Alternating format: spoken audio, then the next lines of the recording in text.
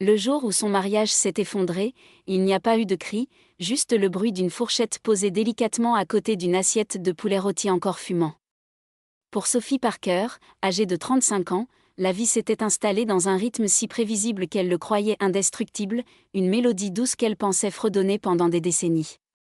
12 ans de mariage avec John Parker lui avaient construit une existence confortable, à défaut d'être passionnante, un appartement coquet dans la banlieue verdoyante de Philadelphie, le revenu stable de John grâce à son poste dans une grande entreprise, et la routine immuable des dîners partagés autour de l'îlot de la cuisine, des courses du week-end et des visites occasionnelles de ses collègues pendant les fêtes. Ce n'était peut-être pas le conte de fées dont elle avait rêvé adolescente, mais c'était stable, et la stabilité, pour Sophie, avait toujours été synonyme de sécurité.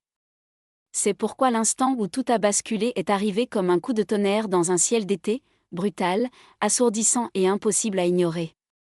John est rentré plus tôt que d'habitude un mardi soir. Il a desserré sa cravate avec un geste las, s'est assis en face d'elle à la table de la cuisine et a pris l'air d'un homme sur le point de prononcer un discours soigneusement répété devant un miroir. Il n'a pas tourné autour du pot. Sophie, ça ne fonctionne plus entre nous. Je pense qu'on devrait divorcer. Les mots sont tombés dans le silence de la pièce, si simplement, si platement, comme des documents administratifs qu'on ferait glisser sur un bureau. Sophie cligna des yeux, persuadée d'avoir mal entendu, le bourdonnement du réfrigérateur devenant soudainement assourdissant. Pardon ? Quoi ? Le divorce, répéta-t-il d'un ton ferme, presque professionnel, comme s'il discutait d'une fusion d'entreprises. On s'est éloigné l'un de l'autre. J'ai l'impression d'étouffer ici. Tu es constamment en pilote automatique. Tu cuisines, tu nettoies, tu papotes avec les voisines. Tu as 35 ans, Sophie, pas 70. Je ne vois aucune croissance, aucune excitation. J'ai besoin de plus. La gorge de Sophie se serra si fort qu'elle eut du mal à respirer.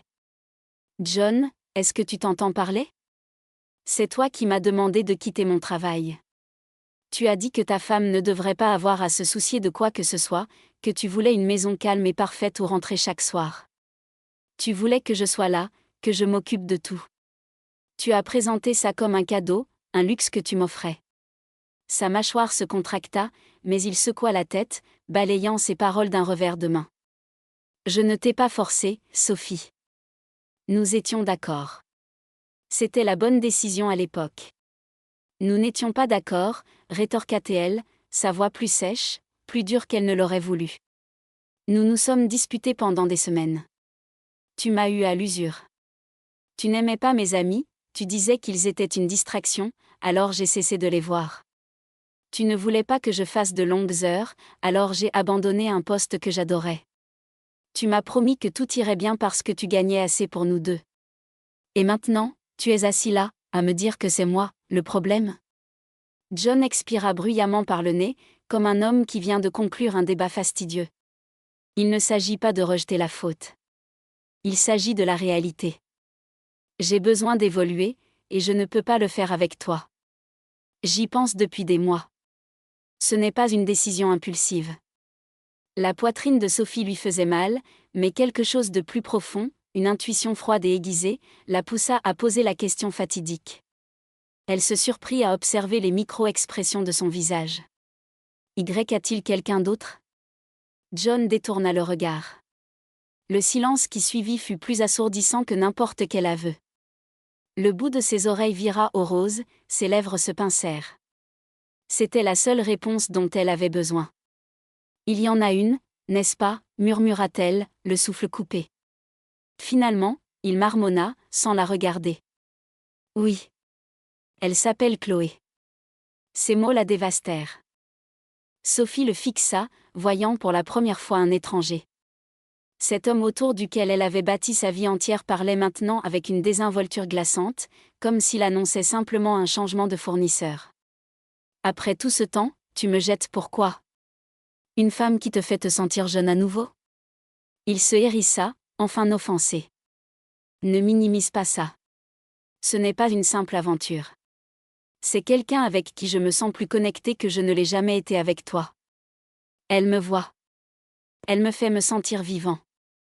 Sophie ravala les larmes qui menaçaient de déborder. 12 ans. Ça ne signifie donc rien pour toi. Bien sûr que si, dit John, mais son ton était trop mesuré, trop détaché. Mais nous n'avons pas d'enfant. L'appartement était à mon nom avant notre mariage, donc légalement, c'est un bien distinct. Il n'y a pas grand-chose à se partager.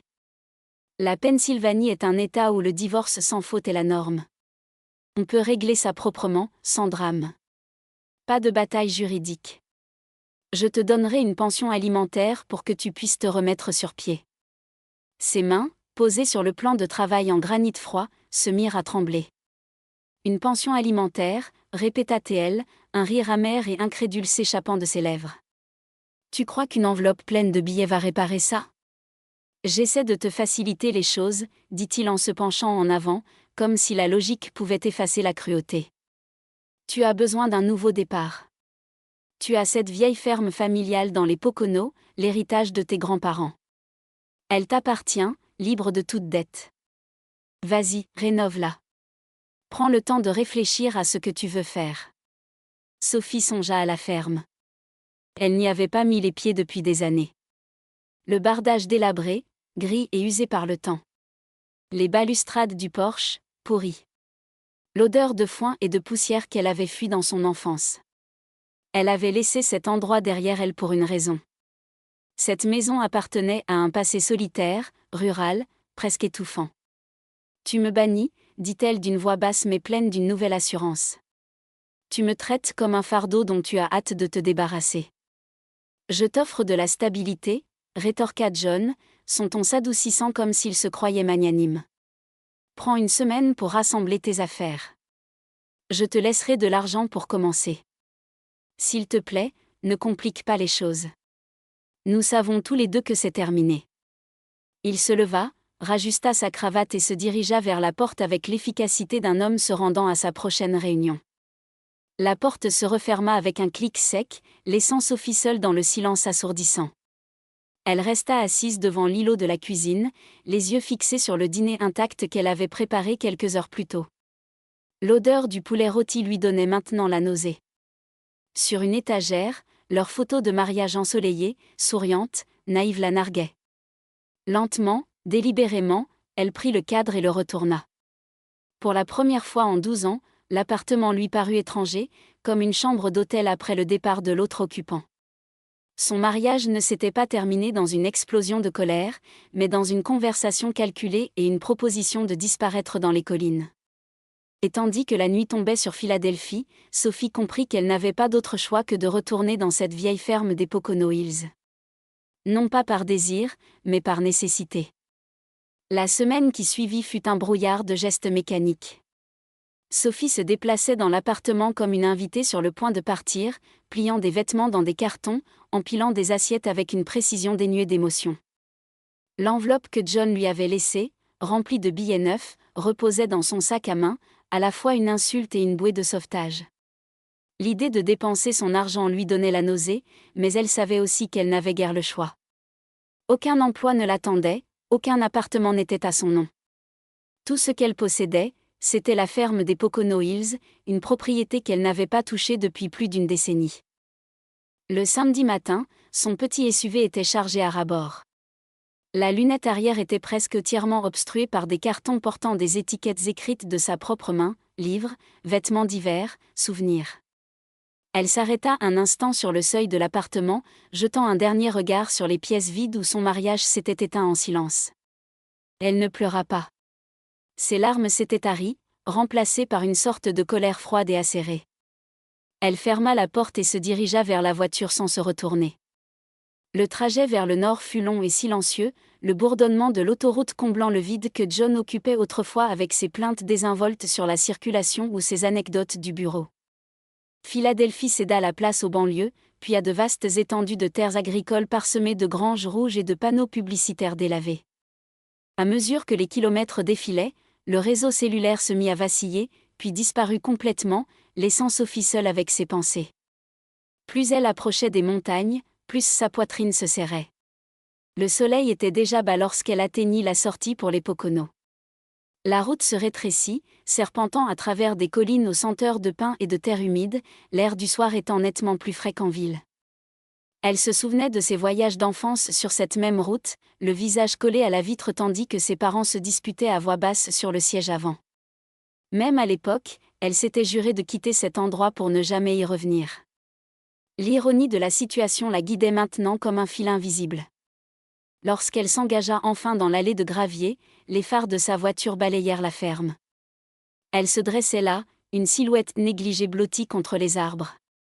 Le bardage, autrefois blanc, était devenu gris et s'écaillait. Les fenêtres étaient recouvertes de planches de bois déformées par les intempéries. Le porche s'affaissait, une partie de sa balustrade s'étant effondrée. La cour était une jungle de mauvaises herbes et d'herbes hautes, une végétation sauvage reprenant possession de ce que ses grands-parents avaient autrefois entretenu avec soin. Sophie coupa le moteur et resta assise un long moment, à contempler la maison. Le silence était total.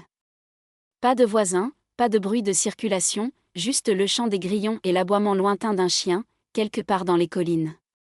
Elle sortit de la voiture, le gravier crissant sous ses bottes, et attrapa sa valise dans le coffre.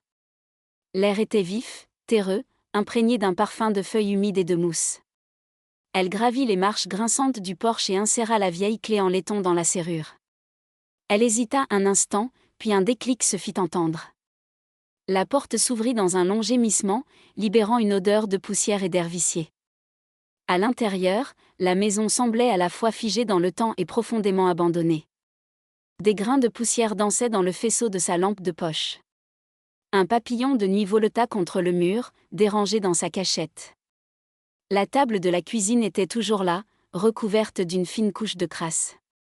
Une porte de placard pendait de travers, et dans un coin, une toile d'araignée s'étendait comme une dentelle délicate sur une chaise cassée. Elle posa son sac et s'adossa au mur, le poids de la maison pesant sur elle. Des souvenirs fragmentés lui revinrent en mémoire. Sa grand-mère penchée sur le poêle, l'odeur du pain de maïs flottant dans l'air. Sa mère, les mains rougies par la terre, arrachant les mauvaises herbes. Elle-même, jeune fille, courant pieds nus dans le jardin, trébuchant et s'écorchant le genou sur le gravier. Elle avait détesté cet endroit, les corvées sans fin, l'isolement, les vastes champs qui lui semblaient une prison. Elle s'était jurée de s'enfuir. Maintenant, le vent qui faisait gémir la maison semblait lui rappeler que ce n'était pas une visite sentimentale. C'était là qu'elle devait vivre, du moins pour l'instant. Elle parcourut les pièces, ouvrant les portes avec précaution. Le salon abritait un canapé affaissé dont les coussins avaient été rongés par les souris. La chambre à l'étage était encore pire. D'épaisses toiles d'araignée recouvraient les coins, et le plancher était gondolé par des années d'humidité. Pourtant, elle traîna sa valise dans l'escalier étroit, l'ouvrit et étendit ses draps sur le matelas le moins taché qu'elle put trouver. À la tombée de la nuit, la ferme sembla se refermer sur elle. Les murs murmuraient des bruits de petits animaux. Le toit craquait en refroidissant. Allongée dans le lit, la fine couverture remontée jusqu'au menton, Sophie tendit l'oreille. Chaque grincement la faisait sursauter.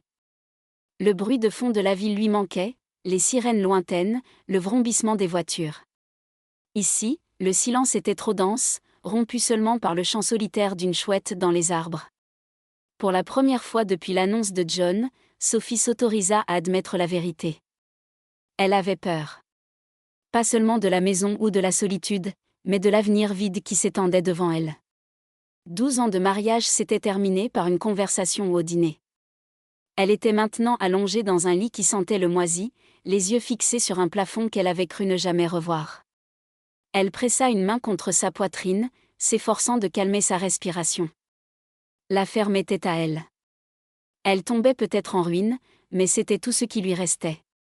Et d'une manière ou d'une autre, elle devait en faire un nouveau départ, et non une fin. Le lendemain matin, Sophie se réveilla avec une nouvelle détermination. Allongée sur le matelas affaissé, elle sentait la douleur dans ses muscles, mais son esprit était plus clair qu'il ne l'avait été depuis des jours. La réalité était là, impossible à ignorer. Elle n'avait ni travail, ni économie substantielle, ni amis proches dans la région. 12 ans en tant que femme au foyer avaient laissé son CV vide. L'idée de vendre la ferme lui traversa l'esprit, mais elle savait que personne ne se bousculerait pour acheter une maison délabrée dans les Poconos. Cela signifiait que la ferme n'était pas une option, c'était sa seule bouée de sauvetage. Et si elle voulait survivre, elle devait la rendre non seulement habitable, mais peut-être même rentable. Des idées se formèrent, timides au début. Elle avait toujours aimé les fleurs. Peut-être pourrait-elle créer une petite ferme florale ? Vendre des bouquets au marché local ? L'idée semblait folle, mais elle alluma une petite étincelle en elle. Elle se leva et se dirigea vers la cuisine. Les planches clouées aux fenêtres la narguaient, la coupant du monde extérieur. C'était ce que John avait voulu dire. Il l'avait enfermée, et elle l'avait laissé faire. Mais elle n'était pas obligée de continuer à vivre ainsi. Elle trouva la vieille boîte à outils de son grand-père dans le hangar, rouillée mais encore solide. À l'intérieur, un pied de biche. Elle le saisit à deux mains, cala l'extrémité métallique sous la première planche et tira de toutes ses forces. La planche résista, puis céda dans un craquement sec. Un rayon de soleil perça l'obscurité, illuminant les particules de poussière.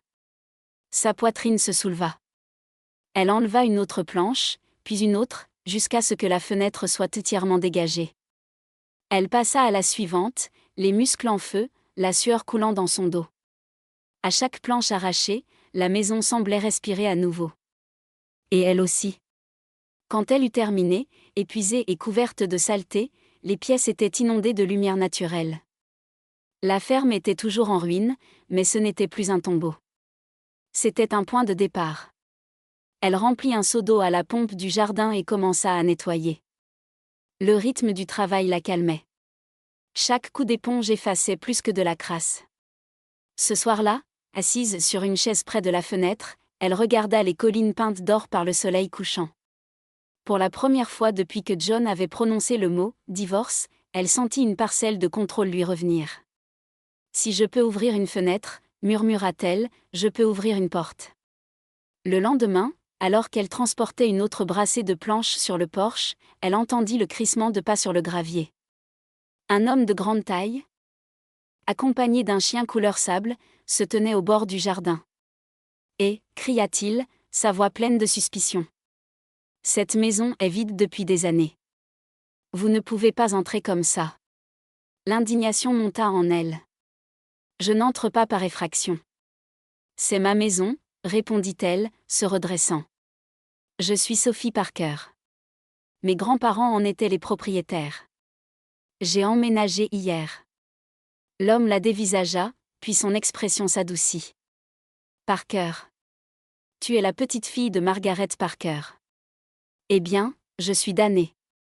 Je pensais que cet endroit ne reverrait jamais la vie. Je m'appelle Daniel Whitmore. J'habite à environ 1,5 km d'ici. » Il lui tendit la main. Sa poignée était ferme, calleuse. Le chien, Russell, monta sur le porche et s'assit à ses pieds. « On dirait que tu as passé son test, » dit Daniel avec un petit sourire. « Ce n'était pas vraiment un choix de revenir, » admit Sophie. « C'est tout ce qu'il me reste. » « Eh bien, tu as du pain sur la planche, mais ce n'est pas impossible. J'ai fait la même chose il y a quelques années. J'ai construit ma maison de A à Z après mon divorce. J'avais besoin de quelque chose qui m'appartienne. » Il n'y avait aucune amertume dans sa voix, seulement une honnêteté brute qui la désarma. « Besoin d'un coup de main ?» demanda-t-il. « Les conseils sont gratuits. La main-d'œuvre coûte un café. » Sophie rit, un son qui la surprit elle-même. Marché conclu. La semaine suivante, Daniel devint une présence constante. Ils travaillèrent ensemble, réparant le toit, remettant l'électricité en marche, débroussaillant le jardin envahi par la végétation. Le soir, ils s'asseyaient sur le porche, partageant un thermos de café, et parlaient. Il lui raconta comment son ex-femme l'avait quitté, le laissant élever seule leur fille. « Être abandonné ne signifie pas qu'on est fini, » lui dit-il un soir. « Parfois, cela signifie simplement qu'on est libéré. » Ces mots résonnèrent en elle. Au fil des jours de dur labeur, Sophie découvrit une joie qu'elle n'avait pas prévue, la joie de construire quelque chose de ses propres mains. Chaque mur nettoyé, chaque planche réparée, était une reconquête d'elle-même. Un soir, alors que les lucioles dansaient dans le jardin, Sophie se tourna vers Daniel. « Merci de ne pas me traiter comme si j'étais brisée. » Daniel sourit. « Tu n'es pas brisée, Sophie. Tu recommences à zéro. C'est une grande différence. » Russell aboya, comme pour approuver. Pour la première fois depuis des mois, elle ne se sentait plus seulement en mode survie. Elle recommençait à vivre. Les mois passèrent. La ferme, autrefois une ruine, reprit lentement vie sous les mains expertes de Sophie et l'aide indéfectible de Daniel. Le jardin, débarrassé de ses mauvaises herbes, fut labouré et planté.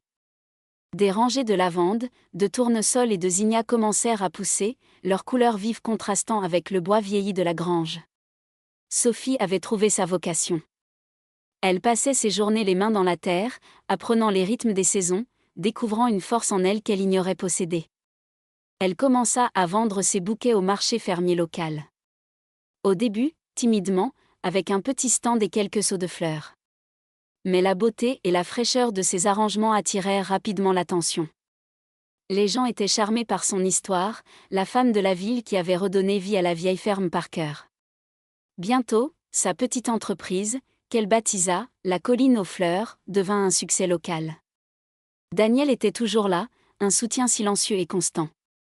Leur amitié s'était transformée en quelque chose de plus profond, une relation construite sur la confiance et les fondations solides de leur travail commun. Ils n'avaient pas besoin de grands mots, leur soirée sur le porche, à regarder le soleil se coucher sur les collines, en disait assez. Un après-midi d'automne, alors que Sophie arrangeait un bouquet de dahlias pour une commande de mariage, une voiture de luxe s'arrêta dans son allée de gravier. John en sortit. Il avait l'air plus âgé, les traits tirés. Il regarda la ferme transformée, le jardin florissant, et Sophie. Rayonnante dans sa salopette tachée de terre, avec une expression de pure incrédulité. « Sophie. Je n'arrive pas à croire que c'est le même endroit. »« Bonjour, John, dit-elle calmement, sans cesser son travail. »« J'ai entendu dire que tu te débrouillais bien, dit-il, un peu maladroitement. »« Chloé et moi, ça n'a pas marché. Elle disait que j'étais trop prévisible, trop ennuyeux. » Une pointe d'ironie amère traversa Sophie, mais elle ne la laissa pas paraître. « Je suis désolée d'entendre ça, » répondit-elle poliment. Il fit un pas vers elle. « J'ai fait une erreur, Sophie. Je le vois maintenant. J'ai détruit la meilleure chose qui me soit jamais arrivée. Est-ce qu'il y a une chance ?» C'est à ce moment-là que Daniel sortit de la grange, un sourire chaleureux sur le visage, portant une caisse de légumes fraîchement cueillis. Il posa une main sur l'épaule de Sophie et lui adressa un regard plein d'amour. John comprit. La défaite se lisait sur son visage. Sophie leva les yeux vers Daniel, puis se tourna vers John. « Je te souhaite bonne chance, John. Vraiment. Mais ma vie est ici maintenant. » Il hocha la tête, vaincu, et repartit sans un mot de plus. Alors que sa voiture disparaissait sur la route, Sophie se tourna vers Daniel et sourit, un sourire authentique et lumineux. Elle n'était plus la femme qui vivait dans l'ombre des attentes de quelqu'un d'autre. Elle était Sophie Parker, la femme qui faisait pousser des fleurs sur les ruines de son passé et qui avait trouvé l'amour là où elle s'y attendait le moins. La ferme n'était plus une prison, mais son sanctuaire. Et pour la première fois, elle était vraiment, profondément heureuse.